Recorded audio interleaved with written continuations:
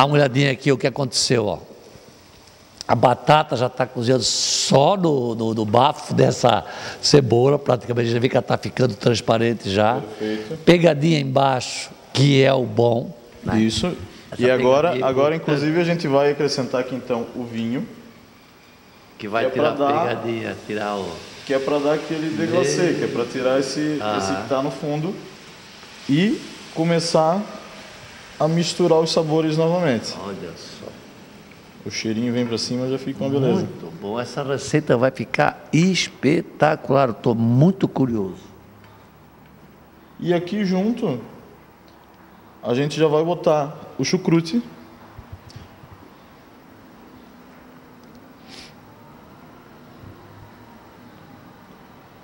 Muito bem lavado.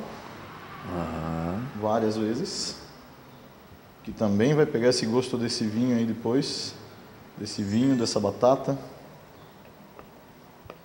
É um senhor acompanhamento. O alemão tem disso, né? É comer bem e comer comidas saborosas, comidas... Agora, o Weißwein, que é feito assado, um acompanhamento tradicional é o purê de maçã daí, né? Purê de maçã também, exatamente. Esse ou não, esse está certo, o acompanhamento tem que ser esse aí. O purê de maçã já vem também junto com o marreco, né? Também. Agora, aqui no meio dessa nossa batata, desse nosso chucrute, a gente vai adicionar ainda as duas linguiças que estão ali. Essa aqui? Isso, as duas linguiças de porco, né? Linguiças de carne de porco. Do jeito que elas estão aqui. Ah, é? Elas vão vir aqui pro meio. Vamos abrir um buraquinho aqui para elas ficarem deitadinhas aí. Pegando o saborzinho aqui.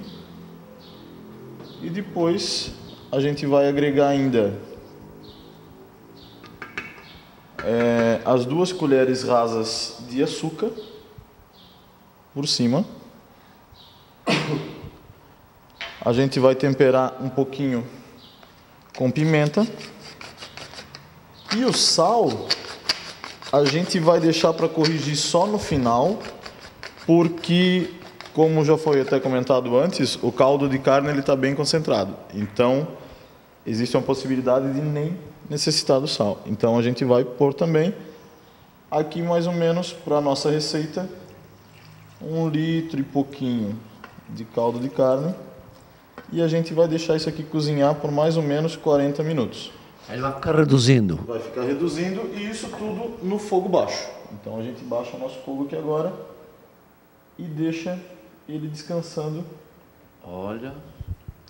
Normalmente pratos que demoram no cozimento ficam ótimos, né? Porque comida rápida tem uma até fica boa, depende da fome da gente e tal, mas uma comida Eu verdade. uso muito essa estratégia. Essa estratégia ela é simples. Quando eu vou fazer comida, demora.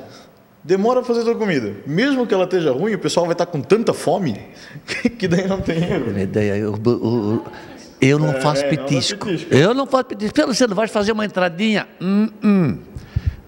Onde eu cozinho não tem entrada. Tá certo. A petisco não tem.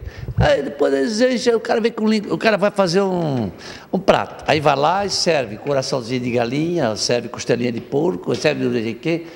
Aí quando o cara vai comer depois, tu caprichasse tanto. Já não tem, já Todo mundo cheio de cerveja com costelinha de porco. É verdade. Que é uma delícia, né? Diga-se de passagem. Com certeza. Não, então agora o nosso negócio é aguardar. Isso, agora vamos Então nós vamos fazer o seguinte: enquanto isso acontece, nós vamos bater um papo com nossos convidados, vou chamar a entrevista agora, e no final do programa a gente volta para mostrar para vocês, então, tudo prontinho, porque agora daqui é para o prato direto, daqui né? é pro prato, perfeitamente, daqui é pro prato.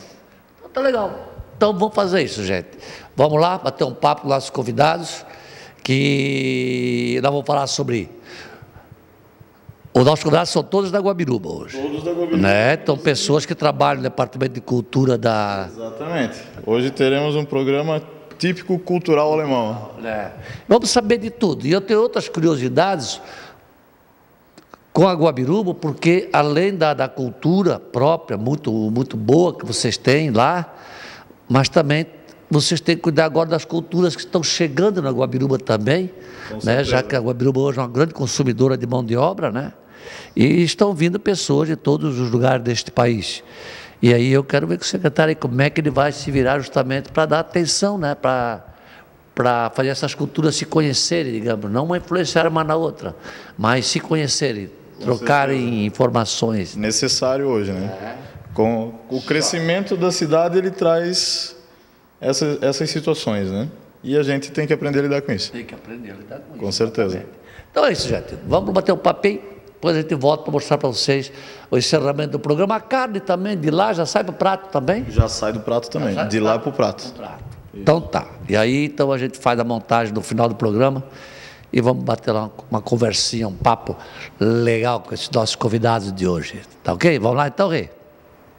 Nosso papo hoje com os nossos convidados, vestidos a caráter, né? Valorizando a tradição cultural guabirubense, né? Que se destaca como uma cidade alemã, né? Mesmo que tenham outras etnias, né? Como nós falamos no início do programa, que também ajudaram a fundar a cidade, né? Mas o destaque é porque ali ainda se mantém muitas tradições no que diz respeito a hábitos, né? Não só, e também da linguagem, o alemão badense, né? Que vem lá de Baden, de onde são os nossos imigrantes, de acordo com o estudioso Pedro David Schmidt, o Davi, Pedro Davi Schmidt, que é o embaixador, né, ele manda na Alemanha, né, o Pedro, né? O Pedro tem um grande contato com o pessoal da Alemanha, com prefeitos também de toda a região de Baden-Württemberg, né, que foram os imigrantes que vieram para Guabiruba, né? Pedro, quando vai para a Alemanha, é boca livre. Anda, é tudo pago, tudo com dinheiro público alemão. A Angela Merkel ali autorizou. Se ali não tem problema, para o Pedro não tem erro. O Barão, Luiz, né? Não? Sidney. Eu esqueci o nome. Eu chamei esse aqui de André e esse é o Jair, né? Mas daqui a pouco eu chamei de André, mas não no ar, fora do ar. Aí o Carlos, que é o nosso convidado, o nosso cozinheiro hoje. O Jair não é guabirubense de nascimento. Não, eu sou do Rio Grande do Sul, sou gaúcho. De que região? Eu sou da região noroeste, lá na cidadezinha chamada Sede Nova. Noroeste, vamos dizer assim, que fica quase na divisa com os Concórdia aqui em cima. Isso, dá uns 120 quilômetros de Concórdia. Isso, então já está quase dentro de Santa Catarina, já está... Entre Santa Catarina e Argentina, está bem ali no ladinho. Isso aí. É uma cidade basicamente agrícola, né? Toda a região lá é agrícola, né? Então a cidadezinha é minúscula, cercada de lavoura por tudo que é lado. E veio a família toda, migrou? Não, só eu me larguei para esses lados. Pai e a mãe estão lá ainda? Minha mãe ainda está lá. O pai já faleceu? Já é falecido, um bom tempo já. Já. Morreu novo então, porque tu é do garoto ainda, pô. Faleceu novo. Acidente de trânsito, né? O trânsito ceifa muitas vidas. Aí realmente são tragédias que a família sente muito mais, né? Mas enfim, vocês são quantos irmãos? Somos em 4. 4? Eu... Com a mãe, tem alguém lá com a mãe ainda? Todos moram lá do ladinho da mãe, né? Só eu, que o mais novo, que saiu voar um pouco mais longe. Um pouco mais longe. E está quanto tempo na nossa região? 5 anos já. 5 anos? Mas já veio direto para Guabiruba ou tentou outras cidades primeiro? Não, eu vim direto. Eu tinha alguns contatos, alguns conhecidos. Aí vim para Guabiruba e fiquei e estou enraizado ali. Me considero já um guabirubense. A namorada da Guabiruba também? Da Guabiruba. Fala alemão ela? Não, mas a família dela fala. Então, pede pro sogro te botar na mesa só para alemão. Se não pedir a pinga em alemão lá, ele não vai ganhar pinga. Se não pedir a comida lá na casa do sogro, tem que pedir em alemão. Estou treinando já, estou treinando. Tem umas aulas com o Cid, que fala muito bem, então volta e meia sai uma outra expressão em alemão aí. Porque vocês, eu presumo que a região de vocês lá é mais italiano, né? Lá tem bastante colonização alemã também. Também, aqui Também. mas então a cultura não fica muito longe. Não é tão diferente, assim, tem algumas festas que é comum aqui, que é comum lá também, tipo Oktoberfest, Blumenfest, Prostfest. São festas que lá tem e que eu encontrei traços aqui também. Ah, legal. E lá, mas é festa de colônia daí, né? É, totalmente, só festa de colônia, assim. Mas isso é bonito, viu? Porque essas cidades, elas preservam bem a cultura, né? Só que, infelizmente, pelo desaparecimento da agricultura familiar, né? Que de subsistência, digamos, que não compensa mais, porque ficou muito barato o produto, pela produção em escala, né? Então, quem vive em cidade agrícola realmente não tem muita oportunidade para jovens. Então, é por isso que tu saís fora. Os teus irmãos trabalham com o quê? Né? São funcionário público. Funcionário público. Eu ia dizer, depende muito de prefeitura nesse caso. Cidades agrícolas. Uma cidade com 3 mil habitantes, né? Então, é um pouquinho empregado no comércio, um que outro na agricultura, que já é bem escasso devido à evolução tecnológica, e funcionalismo público. E te formasse onde daí? Eu sou formado na Universidade de Passo Fundo, na cidade de Passo Fundo. Em que cadeira? Eu sou pedagogo. Uhum. E hoje está dando aula, então, na Guabiruba? Hoje trabalho na Guabiruba. Professor de primeiro grau? Eu trabalho com anos iniciais, né? Apesar de estar deslocado agora numa função dentro da prefeitura, mas a minha formação é para anos iniciais. E trabalho também com jovens e adultos. Ali no núcleo do SEJA, né, que é bem interessante, é um trabalho bacana, a gente consegue pegar valores de diversas culturas. Tem pessoal natural da Guabiruba, tem pessoal que veio da Bahia, que está lá e que faz um intercâmbio muito bacana dentro da sala de aula. Isso é legal, dá um trabalho bom de se fazer. Aliás, a tua função, né, ela passa a ser interessante, na medida de que, como tu és também um migrante, né? E Guabiruba, a gente conhece, e Guabiruba foi uma cidade muito pura, e com a industrialização dela, ela começou a importar muita mão de obra, que até então ela dependia de Brusque, nós dizíamos que era do dormitório, e vinha trabalhar em Brusque. Mas hoje não, hoje essa mão se inverteu. E a gente sabe que tem pessoas, principalmente aquelas que vêm de zona de áreas mais quentes, como é o caso da Bahia, o norte, o nordeste do Brasil, que tem na Guabiruba também. E tu fazer esse meio campo como professor, fica fácil, né? Sobre essa visão é interessante, tu podes fazer com que essas pessoas elas vão se integrando aos hábitos e costumes de uma comunidade que nem a nossa, apesar que tu ser migrante, mas a tua cultura não é estranha da Guabiruba, já que nós falamos que a tua cidade... E eu parto sempre do princípio do respeito, né? Sim. Quando tu chega numa casa, tu tem que respeitar o dono da casa. Então, se tu chega num município, tu tem que respeitar a cultura do município. Aí, respeitando, tu vai se adaptando. Hoje eu tenho meu traje típico alemão, tenho meu chapéuzinho, tenho algumas palavras que eu arrisco no idioma. Eu não abandonei a minha cultura que eu aprendi lá no Rio Grande do Sul. Simplesmente estou assimilando mais uma. Isso é que vai engrandecendo a pessoa, essa capacidade de respeitar e assimilar as culturas. Jamais ignorar, jamais maltratar, que eu acho que isso é, como dizem, é o fim da picada. A gente tem que partir do princípio do respeito. Mas a gente sabe que qual é o teu sobrenome? Soares de Oliveira. Soares de Oliveira, é um sobrenome brasileiro. Teu pai era brasileiro. E a tua mãe, que família que é? A minha mãe é Vargas. Vargas? Também, não brasileiro, então não tem descendência alemã. Assim. Não, descendência é um tanto portuguesa e espanhola. Eu sou brasileiro, é português e índio. É verdade, Santos apesar que da materna, não, a minha mãe é Gevaerde, que é belga, né? E aí a minha avó já era Deichmann, aí já tem alemão. Meus filhos, tudo alemãozinho, porque a mãe deles é Dischnabel, Dischnabel, então... a brasileirinha saiu de lá e deixou ela criar os filhos. Porque o alemão é bem organizadinho. Ele é desconfiado, mas depois que ele confia também, sai da frente, né? Não decepcionou numa família alemã. Isso é verdade. Para a gente conquistar um espaço, por menor que seja, tu tem que demonstrar essa confiabilidade. Isso que é o importante. Tu chegar a mostrar que tu quer ajudar, que tu quer colaborar, porque depois que tu conquista a confiança dos alemães, do pessoal de etnia alemã, tu tá com o caminho feito. Então já isso aí já, para ti já tiraste letra. Já estás frequentando a tua esposa da Guabiruba, natural dali mesmo?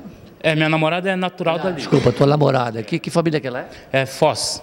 Ah, certo. Então estás em casa já também. Já está trabalhando na prefeitura também, já é bom. Um professor, né, para aturar o prefeito lá, o Orides, porque aquele é alemãozão do bar. Aí ele meu Deus do céu, vai mostrar. Uma vez nós vai lá e nós, vai que vai, como diz o ali. Mas sabes que tu que trabalhas, tu é o responsável, né, o Barão, pelo Sidney, pelo Departamento de Cultura, aliás, Secretaria de Cultura do município de Guabiruba. Né? E vocês têm feito um trabalho muito legal nesse aspecto. Guabiruba está muito bonita, viu? E vocês... Não, tá, realmente a cidade está bonita. A gente tem orgulho de levar pessoas na Guabiruba, para visitar Guabiruba. Eu, quando posso, levo mesmo. Eu tenho muito orgulho da nossa região aqui. Né? E vocês tentam dar um carinho muito grande para a cultura. Conta um pouco para nós como é que estás fazendo. Disso eu conversei com o Jair, né? Com essa integração desses imigrantes todos que estão sendo aceitos dessa parte cultural de vocês. Como é que vocês estão lidando com essa diferença cultural sem correr o risco um pouco de segregar, quem quer que seja? Eu acho isso muito bacana. Eu conversando com um artista esses dias, Sérgio Belo, e ele me colocou isso. A gente, quando acaba conhecendo a cultura da outra pessoa, a gente acaba assimilando. Como o Jair falou antes, a gente acaba conhecendo, respeitando. Não é um baque de eu deixar de ser alemão, porque está vindo muito de fora para cá. Eu respeitar a minha cultura, ser alemão como eu sou, e respeitar o Jair, que é gaúcho, o Carlos, que veio de Lages, o pessoal que veio da Bahia, e assim por diante. Respeitar cada identidade cultural e assimilar isso, construir. E assim a gente vai construindo toda a identidade cultural de uma cidade, por exemplo. Né?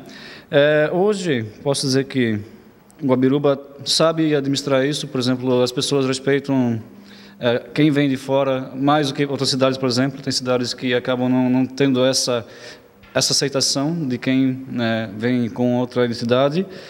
E isso acaba criando um bom espaço de convivência, né, de outras características que acabam sendo trazidas para o município.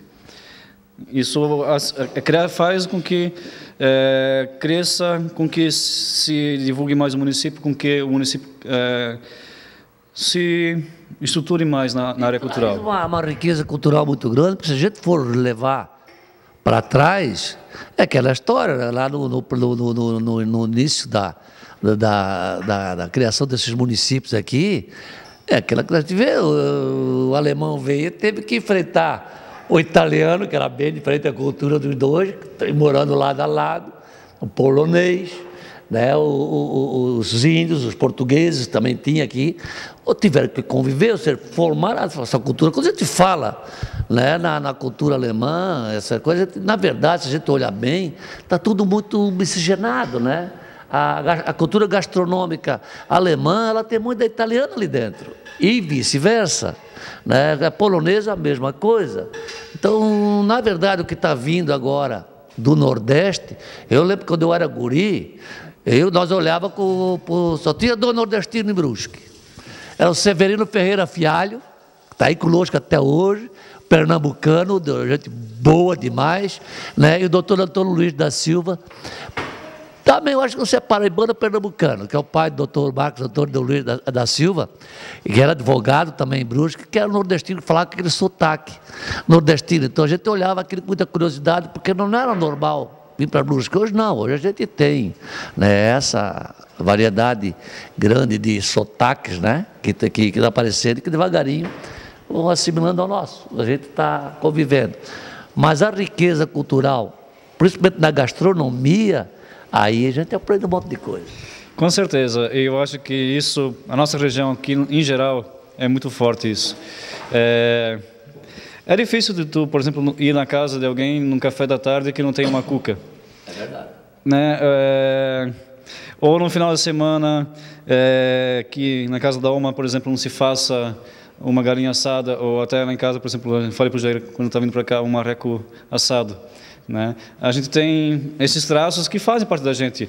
Cachorro-quente com chucrute, né? Bem ligado a gente. Ou até o próprio chuá da marra aqui de Guabiruba, da nossa região, que é um sabor único do nosso chuá da marra aqui da região aqui. Então, e também essa assimilação. A gente tem no próprio dialeto. A gente tem expressões aqui que são expressões únicas. Por exemplo, cramenta no Ramoles. É uma expressão que só existe na Guabiruba. Eu até se alguém ouvir por aí essa expressão e souber que em outro lugar existe, cramento no Ramoles é uma expressão que mistura italiano com o alemão. Cramento do italiano e no Ramoles do Badenza, no animal, né, no Hortdeutsch. Que quer dizer cramento uma vez. É uma expressão que surgiu aqui das famílias que moram aqui em Guabiruba, por exemplo, Carminati, Suave, Angioletti, que falam alemão, mas são famílias italianas, né, que na sua origem vieram da Itália e também trouxeram o dialeto trentino para cá. Né, então, acaba essa miscigenação, essa união transforma e cria coisas muito bacanas, né?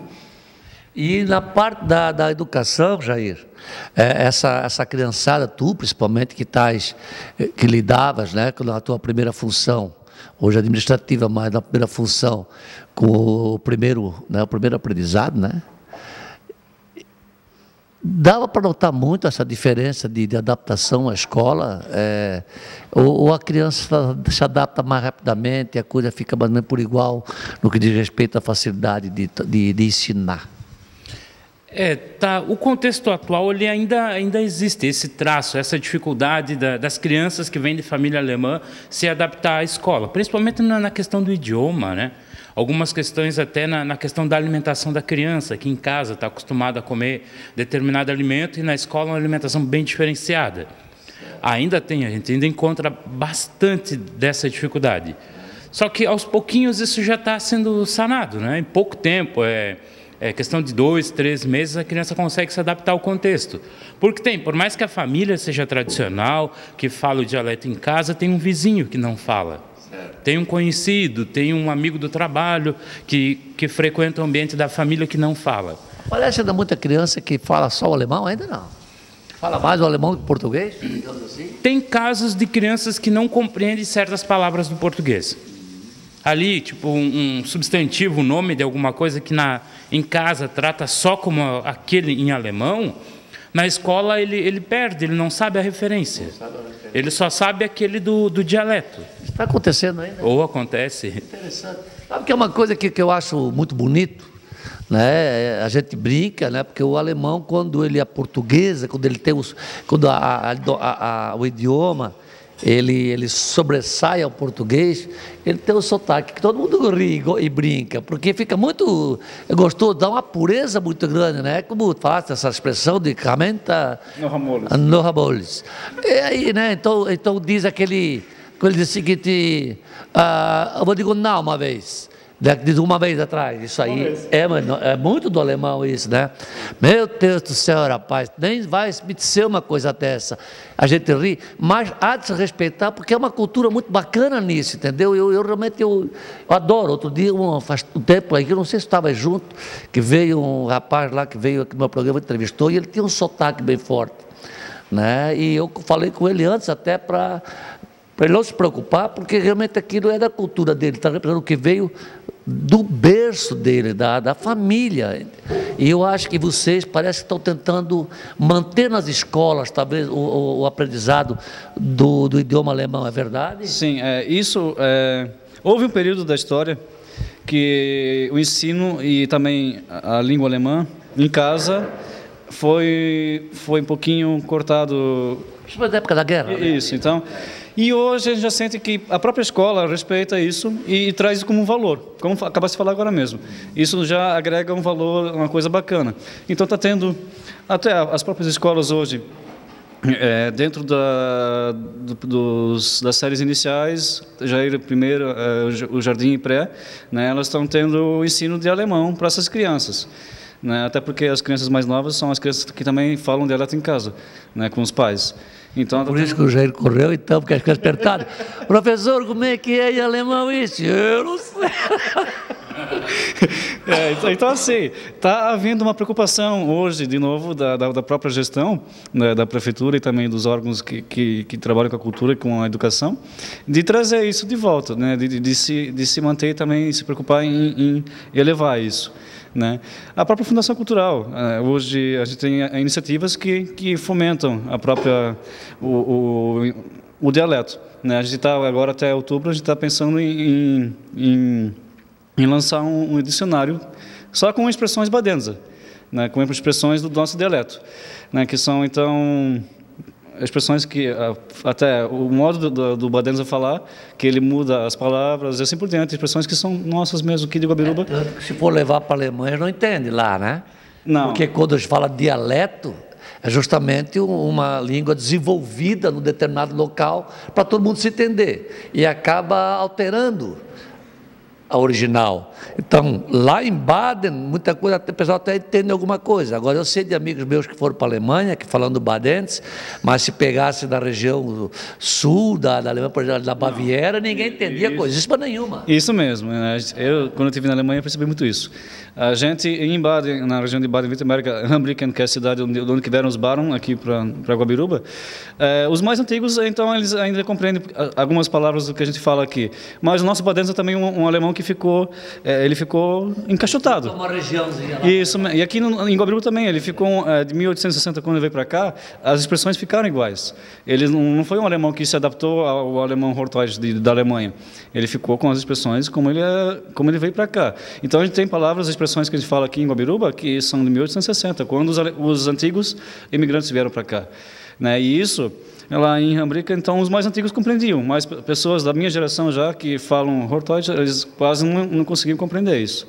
Né? E a própria cidade de Hambrica também fez um vocabulário com expressões que se falavam antigamente e que são expressões que se falam em Guabiruba hoje em dia. Setsinor é uma expressão bem nossa que se fala aqui e que está naquele dicionário, naquele vocabulário, por exemplo, de Hambrica, né, que se falava antigamente, que quer dizer senta aqui, né, por exemplo, né? Então, e vocês da Secretaria de Cultura, vocês, eu presumo, né, que vocês estão trabalhando essa questão cultural multifacetária, né, em função dessa migração toda. O que vocês estão fazendo? Que trabalho vocês estão fazendo hoje para atender toda essa, para integrar mais essas populações? A gente trabalha da seguinte forma, a gente sempre pensa. A pessoa ela tem que ter acesso à cultura, ela tem que ter opção de poder fazer cultura, né, e de assimilar a cultura. Então, assim, hoje, na questão do acesso, a gente está criando uma agenda cultural. Né, a gente tem eventos que as pessoas do município podem estar apreciando e conhecendo o que se produz de cultura do município, mas também do que vem da região e de fora também. Né, a gente tem parceria com o consórcio da Anvia, a gente tem parceria com o SESC, que traz atrações de fora, mas também a gente tem, por exemplo, até domingo agora vai acontecer na praça, que é a Cultura na Praça, que foca somente em atrações do nosso município. Né? Essa cultura na praça, você, de repente, se tiver descendentes ou pessoas da Bahia que querem mostrar botar o acarajé, ou fazer alguma cultura lá deles, gastronômica, mostrar na praça, ou tocar o berimbau, fazer uma capoeira daqui a pouco, ou seja, tudo isso vai ser permitido, digamos. Sim. Então... Essas manifestações culturais, independente de etnia. Isso mesmo. Entanto que a gente tem, até final do ano, apresentações de capoeira, de artes marciais, né, do Oriente. Então, assim, é uma coisa bem miscigenada mesmo. Né? Não tem japonês na Guabiruba? Não tem. Tem japonês na Guabiruba? Acho que não tem. Eu acho, aqui em Brusco, acho que não tem. Não, japonês não tem na Guabiruba, tem? Tem uma descendente, que é a professora Mitico. A Mitico. Então tem, mas olha como cresceu Guabiruba, A Mitico é da China. É da China? Isso. Então japonês não tem. Asiático, então asiático. Tem puxado lá que os colinhos puxados. Mas então assim, são expressões artísticas que estão sendo feitas em Guabiruba. São grupos que estão fazendo em Guabiruba essa expressão e que vão apresentar na praça, né? Além disso, então, né, dentro da agenda cultural, por exemplo, agora a gente vai ter um grande evento no Guabiruba, que é o nosso Campeonato Estadual de Bandas e Fanfarras. Um grande evento que vai reunir, vai ser em Guabiruba. Quando é que é? Próximo dias 25 e 26 de agosto, sábado e domingo que vem. Campeonato estadual. Estadual, que vai congregar, então, todas as corporações musicais de todo o estado. É Né? muito bonito esse concurso, né? Sim, é muito bacana. A gente tem desde bandas marciais, bandas sinfônicas, até fanfarras de escola, Onde é que vai ser? lá no pavilhão No pavilhão onde? São Cristóvão do Aimoré. Ah, lá no Chibonamoré. Isso, então, dos 2 dias, 25 e 26, no sábado e domingo, das 9 horas até de noite. Que legal. O pessoal que quiser curtir pode chegar. Ó, gente, tá aí um grande programa para o final de semana. Já é final de semana, né? Isso, Banda não sabia, tá? Que ia ter dia 25 e 26 de agosto, é isso? Isso mesmo. É, lá no bairro Amoré.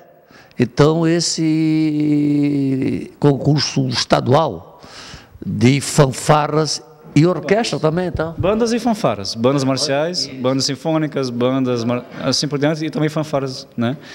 E também, então, voltando, né, a gente tem o acesso à cultura, mas também a produção cultural.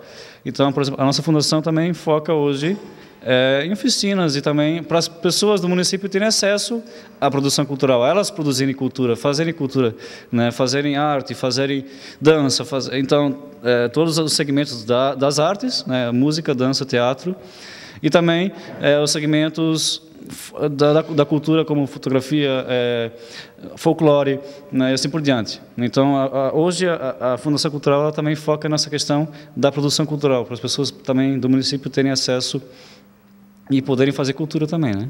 O Carlos, por exemplo, é um exemplo muito legal, né? Porque ele veio de Lages, tudo bem, desde pequenininho, já convive aqui a coisa, mas esse interesse dele, por exemplo, pela culinária alemã, isso me surpreendeu. E ele não é só o interesse, como ele fez muito bem feito, né?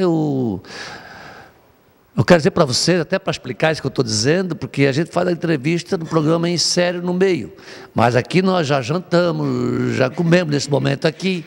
Não, eu falo a verdade para vocês entenderem por que eu estou dizendo, porque estava uma delícia a forma como ele preparou uma comida. Eu acho que muito alemão bom não faz o que ele fez, não. Ele fez, mas ele fez espetacular. Olha, para a dona Lisete desceu, minha mãe, elogiar.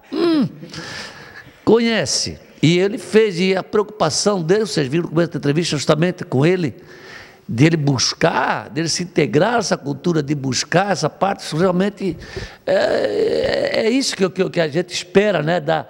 Que as pessoas sejam bem-vindas, né? Mas eu quero saber, eu gosto de saber da cultura deles.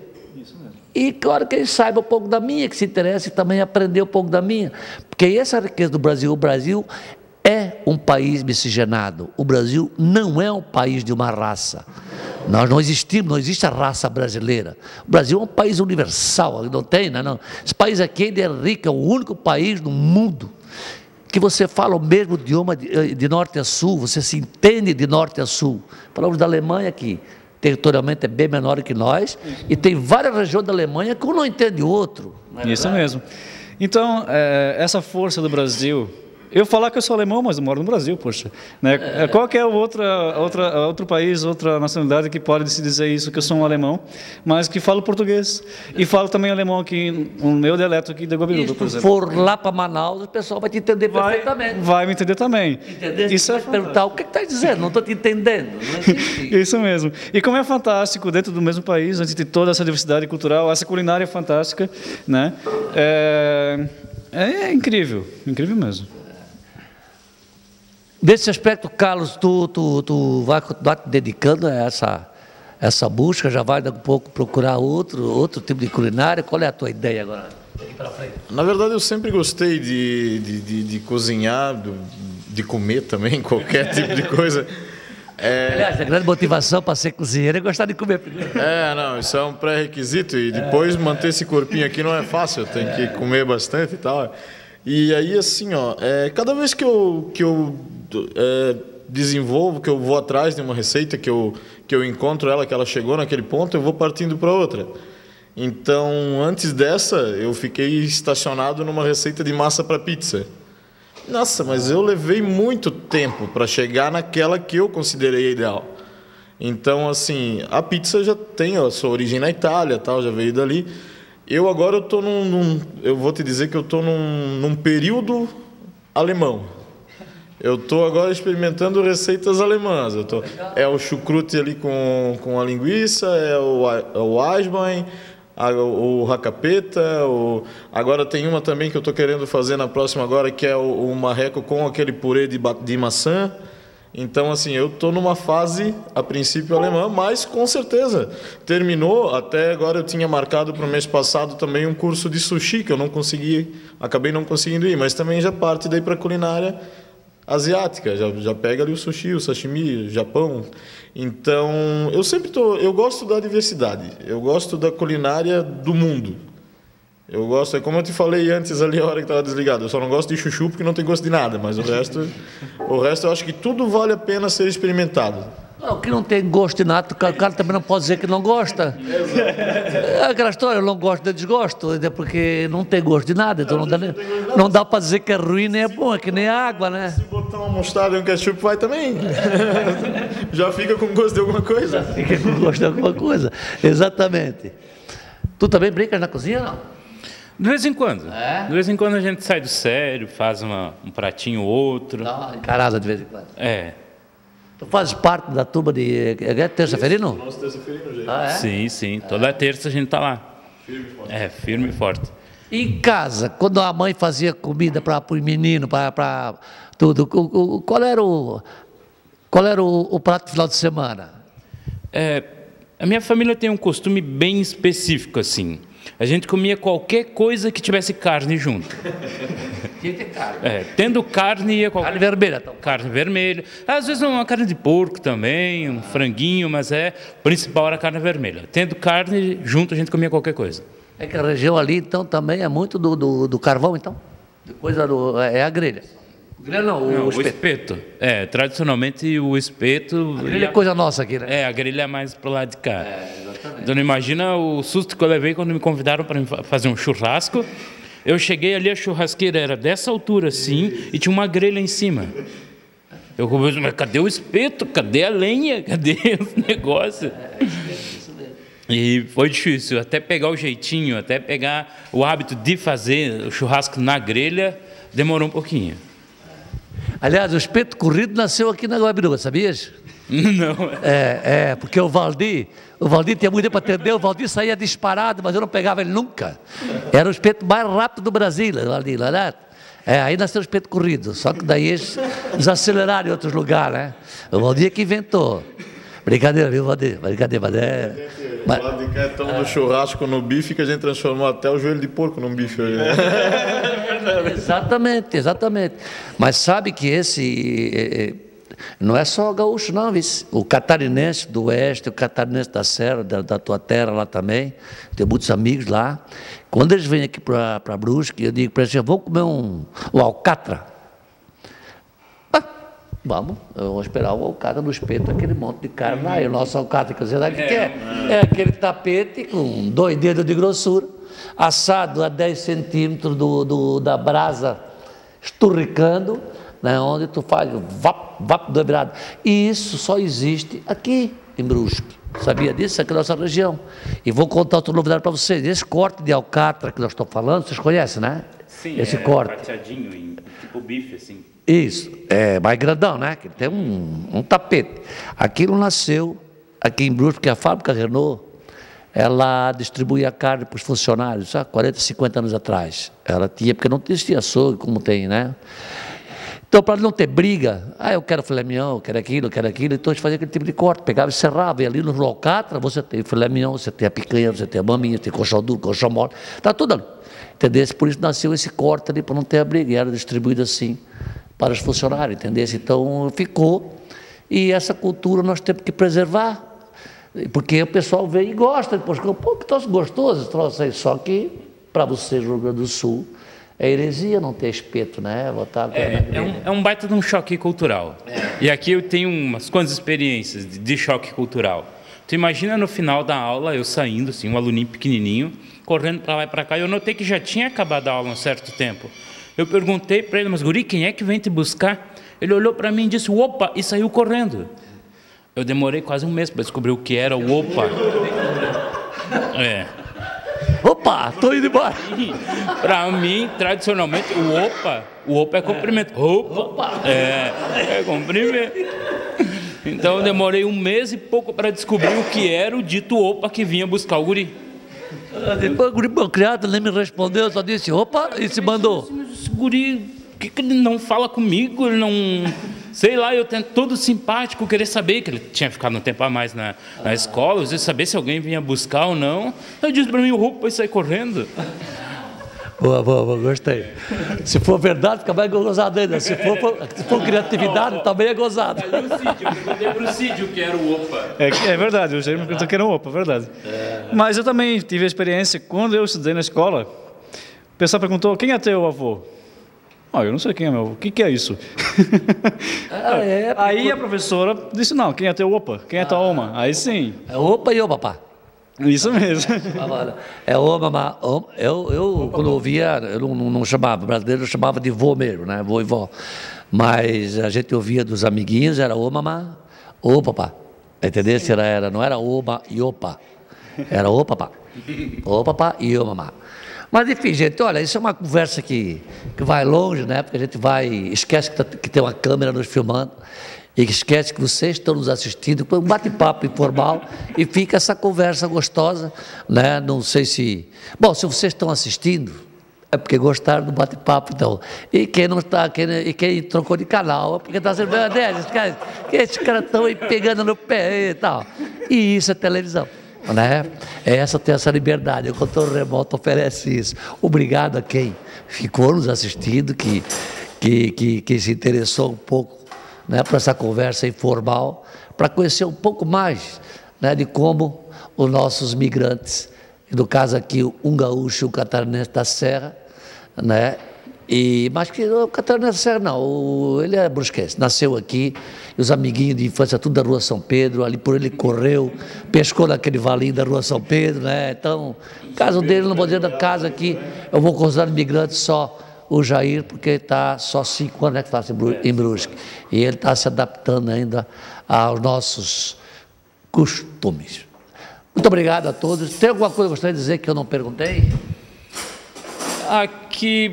Bom, o que eu gostaria de dizer mesmo é que eu não sou da Guabiruba, mas é como se fosse. Eu cheguei no lugar, me enraizei, tenho grandes amigos na Guabiruba. Eu costumo dizer que eu tenho amigos de infância que eu conheci há 5 anos. Perfeitamente. Porque a Guabiruba é uma terra que sabe recepcionar, que sabe respeitar os teus valores e te apresentar valores novos. Isso acaba te abraçando, sabe? Quando eu vou visitar meus familiares, eu fico 1 semana, 10 dias, eu tenho que voltar, porque dá saudade, eu tenho que vir visitar o pessoal, eu tenho que andar na estrada, eu tenho que passar na igreja ali, que é onde eu estou habituado a estar. Como é o nome da mãe dos irmãos? Evonilda. Dona Evonilda? Eu dei meu irmão o Amadeus, o Floríbio e a Giane. Floríbio? Que imaginação, hein, para nome? Herança. Herança. Tem nome de herança. Meu pai também era assim, artista, ele botou o nome do filho dele, sabe como? Aliomar. Ele botou. Eu tenho um filho dele que é Aliomar. Alguma coisa? Olha, Luciano, eu quero dizer uma coisa. Sim, gostaria mesmo de verdade dizer que... Eu já falei para o Jair e falei para o Carlos também, que eu sou muito feliz de ter os amigos que eu tenho. Porque não é toda pessoa que tem a possibilidade de comer um Eisbein com esse sabor. Nesse dia o Carlos fez uma costela, né, Jair, com... Como se chamava isso? Costela no berço de ervas. Num berço de ervas. Fantástico. Eu que batizei.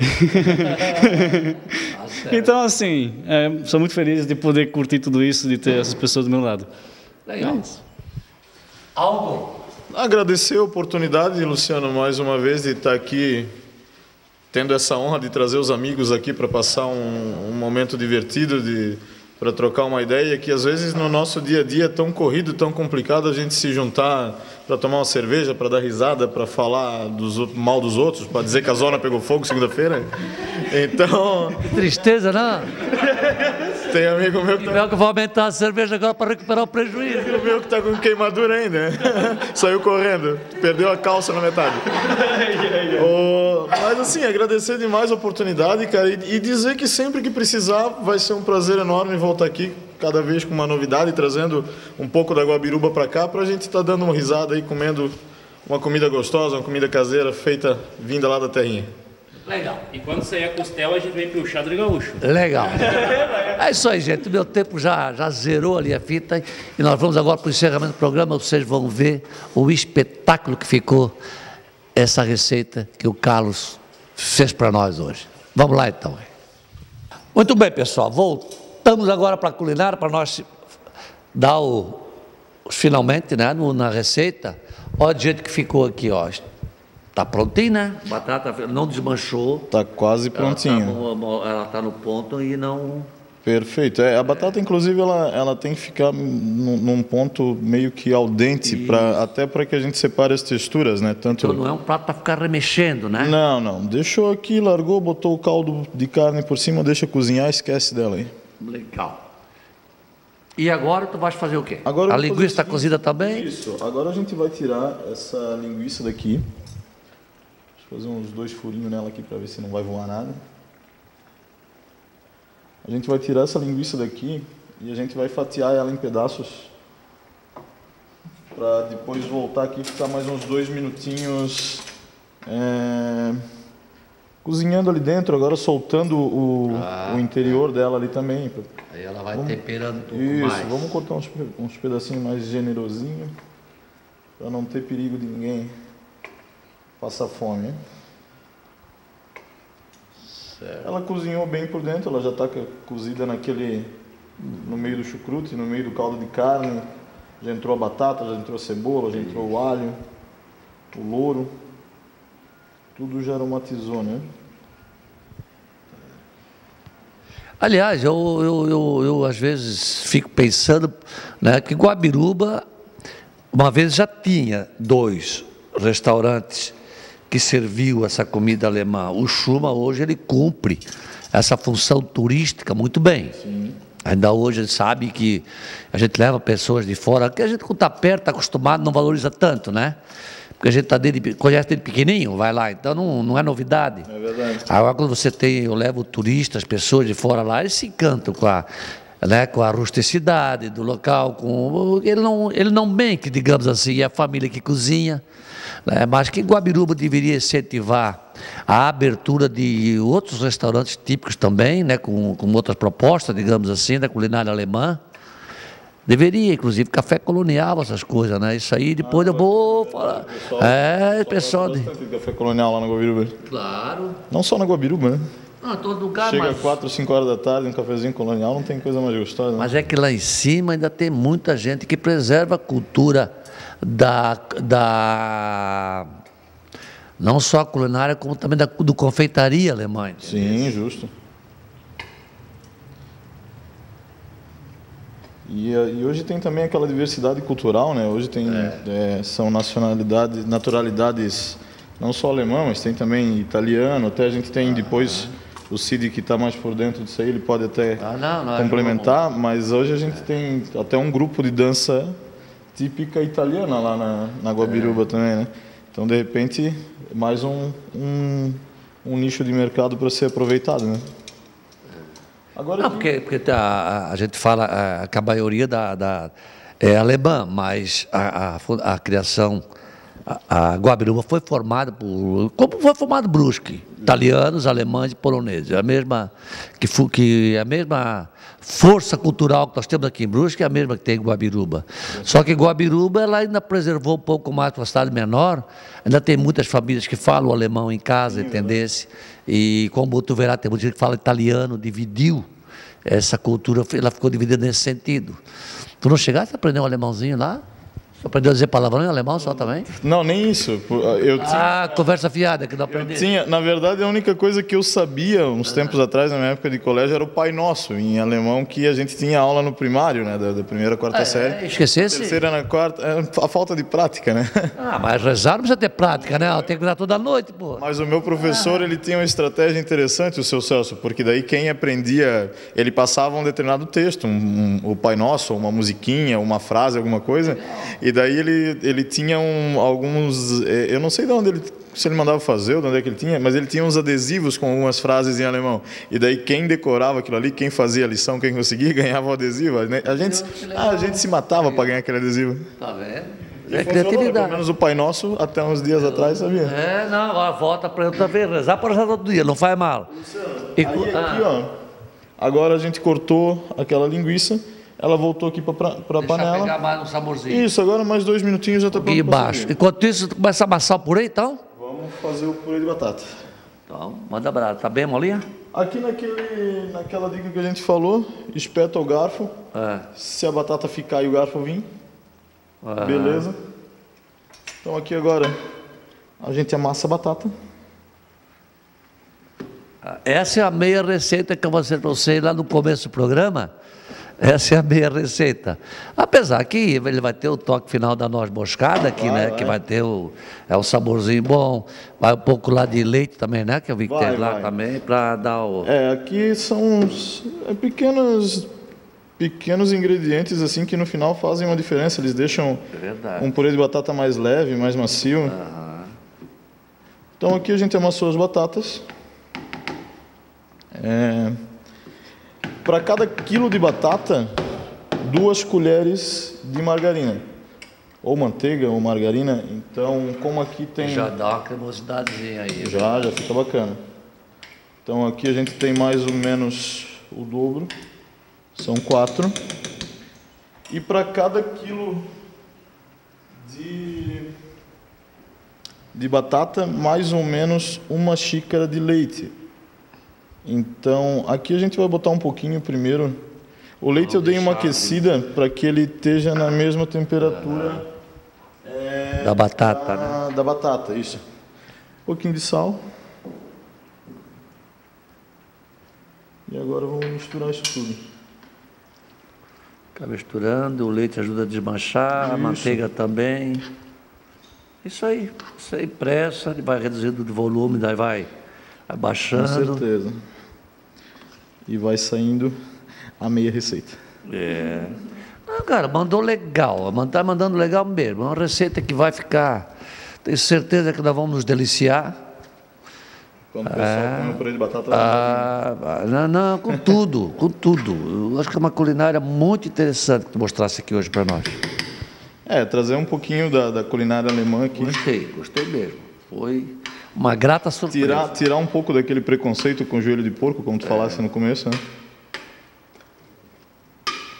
E o pessoal dos produtores de porco já estão com propaganda de televisão, né? Vamos comer porco.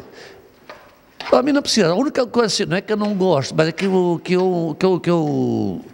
menos curto do porco é o lombo. Eu acho ele seco. Eu não gosto de carne de porco seca. Eu gosto dela mais, um pouquinho de gordurinha, mais suculenta, exatamente.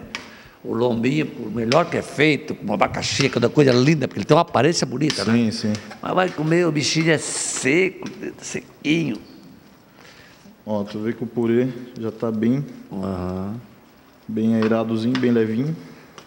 Legal. Vamos ralar um pouquinho da noz moscada aqui por cima. Aí começa a dar o sabor, esse vai bem a gosto também, né? Cada um. Eu acho que... Eu não sei se eu tenho... O quê? Um raladorzinho. Não tem aquele da maleta, né, Rê? Não tem. Oi?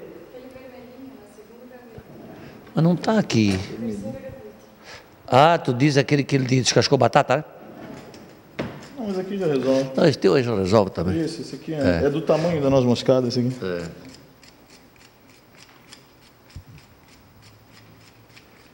Tá bom, vamos dar uma... Só para dar uma... Não, mas o sabor é muito bom. Ele dá um toquezinho... É aquilo que a gente Eu falou, gosto. são pequenos ingredientes que no final fazem a diferença. O curry também dá um gostinho na maionese, que gostar e é bom para a saúde, e torna ela mais amarelinha também. São aquelas... O próprio açafrão também não tem sabor, se quiser botar um pouquinho. Essas receitas simples são aquelas que todo mundo tem a sua, né? Isso. Já vi gente adicionando gema de ovo também. Também, verdade. Então, Legal. Agora a gente vai dar uma cheiradinha, porque nós vamos buscar lá a carne de porco também, que já está pronta, para nós já começar a mostrar para vocês então, a montagem do prato e como ficou aquele Einzbein, ou joelho de porco, como queiram. Para nós gostamos é Einzbein. que é o nome correto dele. Joelho de porco é outra coisa. Tá bom? Então dá giradinha, giradinha, giradinha, giradinha. Olha, gente, vem aqui. Mostrar aqui na panela. Olha só o molho bonito, que não vai ser comida. Agora, isso aqui, nunca experimentei fazer um pirãozinho disso aqui, não é? Nunca experimentei, mas é uma ideia a ser tentada. Cara, não é porque olha que molho mais apetitoso, ó. Passar um mixer aqui dentro, aqui, ó, bom, tirar o buquê garni, né, porque ele não pode entrar. O coar, né? É, o coar, mas é forte. E aqui, ó, ele ficou. Isso é joelho, gente. É joelho, é a forma que é cortada. Aí o corinho dele, que no joelho inteiro se abre, né, porque tem muita gordura, aqui ele torna-se um aliado. Ele amarrou essa carne, tá super macia, e ele amarrou, evitando que se desmanche. Eu estou falando com água na boca, vocês estão sentindo que está cheio. Ah, delícia isso aqui. Aqui o chucrute prometido, a batata não se partiu, cozinhou, está molinha, está no ponto. E aqui está o prato montado. Olha só que maravilha, gente. Vocês têm que fazer em casa. Quem gosta, aliás, mesmo quem não gosta de carne de porco, não perca essa oportunidade, não. É uma receita fácil de fazer. Se você quiser, como foi falado, tem a possibilidade de tirar daqui e botar no forno para dar aquela queimada boa, para torrar, fazer um pururuca nessa pele aqui, ó. Isso deve ficar uma delícia, né? Com certeza. Uma pururucada nessa pelezinha, hein? Não tem erro. E essa que é a graça da cozinha, né? Cada um faz o seu truque, cada um faz o seu jeito. A sua receita aí foi maravilhosa, cara. Foi mesmo, cara. São 10 anos de programa no ponto, né? Eu confesso para vocês, eu tenho orgulho de dizer para vocês que muita gente que vem aqui me pergunta, né, se teve algum que eu não gostei, etc. Não teve, gente, não teve. Todo mundo que veio aqui até hoje fez a receita, não teve um para dizer, meu Deus, que coisa horrível, que o cara não sabe, fez aquilo daquele jeito. Nunca, nunca. Sempre fez a receita dele. Pode-se não gostar, às vezes, da questão do tempero. Eu uso como exemplo. Eu não gosto de maracujá, né? Então vai fazer um peixinho com molho de maracujá, ficou muito bem feito, ficou maravilhoso, todo mundo adorou, né? Eu já raspei o maracujá assim, faz peixinho para ele ser maracujá e tal, mas não quer dizer que era ruim, para mim. Mas as demais pessoas que estavam aqui adoraram. Então, olha, impressionante como é fácil. Estava conversando com cerca de 400 pessoas que já passaram por aqui esses 10 anos cozinhando. Nunca eu tive uma receita ruim. Graças ao bom Deus e graças a vocês, que você botou gente boa no meu caminho aqui e fez com que esse programa sempre deixasse boas dicas para muita gente. Carlão, brigadão, cara. Valeu mesmo. Eu que agradeço. Quando precisar, estamos aí à disposição. Eu vou precisar. E tomara que a receita ruim não seja de hoje, né? Não, pelo amor de Deus, isso aqui não tem como ficar ruim. O único jeito, ele não é ruim, se errar no sal, isso aqui nem bacalhau, o bacalhau não é ruim, é bom, só que se você não tirar o sal não dá para comer, porque... Mas não é o caso dele aqui, que eu já dei uma experimentadinha, tá, nota 10. Parabéns mesmo. Onde está o teu presente? Eu vou te dar aqui o presente do programa, esse é o nosso avental, que é a oportunidade que a gente tem de agradecer as pessoas que, como tu, deixaram o seu serviço, pegar teu dia de férias aqui, como tu falaste, e veio aqui dar essa oportunidade. Show de bola, vou usar, pode ter certeza. Para mim, para vocês. Valeu. Beleza. Quero agradecer também a oportunidade de estar divulgando o trabalho da gente. Quer queira, quer não queira, a televisão ela tem uma audiência gigantesca, principalmente no meu ramo que pega Guabiruba e região. E te avisar que sempre que precisar, quiser uma receitinha lá da terrinha, ali da Guabiruba, aqui da vizinha, estamos aí, é só dar uma ligadinha que a gente está aí. Mas bota querer nisso, nós vamos ficar em contato. E ficar de olho no teu blog também, que o blog dele, vamos repetir o teu blog. É nacozinhadocarlos.com. na cozinha do Carlos.com, ali ele vai botar, inclusive vai estar postada essa receita aí, né? Vai pegar as fotos já. Assim que sair o programa, a gente já bota o vídeo também para o pessoal acompanhar. Exatamente. Com certeza. E já sai sábado agora, já tá saindo. Já sai agora e depois vai ficar no programa no ponto.com e também no blog, né, cozinhadocarlos.com. Vocês vão poder acompanhar quando quiserem essa receita. É isso aí, pessoal. Semana que vem a gente volta com um novo programa no ponto, com receitas desse naipe, né? E também quero agradecer os meus patrocinadores, que hoje eu nem falei de nenhum deles. Eu não falei da Uvel. O Homero e o Roberto não ficam bravos comigo, não, tá? Eu não falei porque esqueci. Fiquei tão empolgado com essa receita que a gente foi conversando, e eu passei branco, como foi da Zembir, que está aí servindo meus convidados, né? O Tomás Pereira, do meu amigo Ademir, enfim, todo esse povo aí que tem feito com que o programa No Ponto subsista aí durante 10 anos, espero que mais 10, não sei se com esse apresentador, mas talvez por nós trocamos, vem a câmera, vem apresentar aqui, e eu boto outra câmera lá, porque eu não dou conta, isso aqui é muito pesada para mim, estou muito velho para isso aí já. Olha, pessoal, até semana que vem. Tchau, tchau.